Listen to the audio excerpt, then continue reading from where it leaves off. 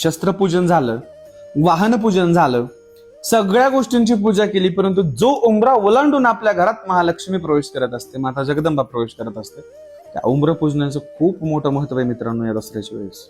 चला त्याचा विधी जाणून घेऊया.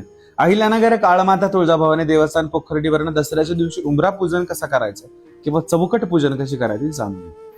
अत्तर, चंदन आणि लाल कुंकूने आपला उंबरा पूर्ण आहे ते स्वच्छ धुवून किंवा स्वच्छ रंगवून घ्यायचा. त्याच्यावरती रांगोळी काढायची आहे. दुर्वा, लिंबू आणि त्याच सोबत सुगंध धूप आपल्याला आपल्या दारात लावायचंय. 2 मातीच्या पंत्या ज्या आहे त्या आपल्या उंबऱ्यावरती ठेवायच्या आहे. लक्ष्मी पदचिन्हाचं पूजन करायचं आहे आणि त्या दिवशी आपल्याला कोहळ जे आहे ते आपल्या उंबऱ्यावर ठेवून कापायचं आहे.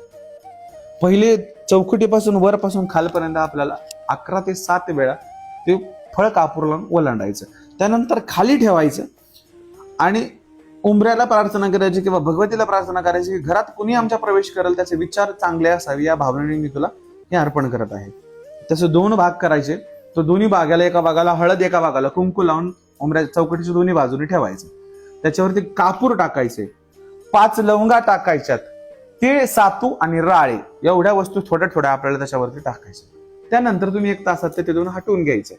उंबरा पूजून आपल्या घराला तोरण, फुलांची माळ दसऱ्या दिवशी अवश्य लावायची. अहिल्यानगर काळमाता तुळजाभवानी देवस्थान पोखर्डीवरून मी तुम्हाला मार्ग दिलाय.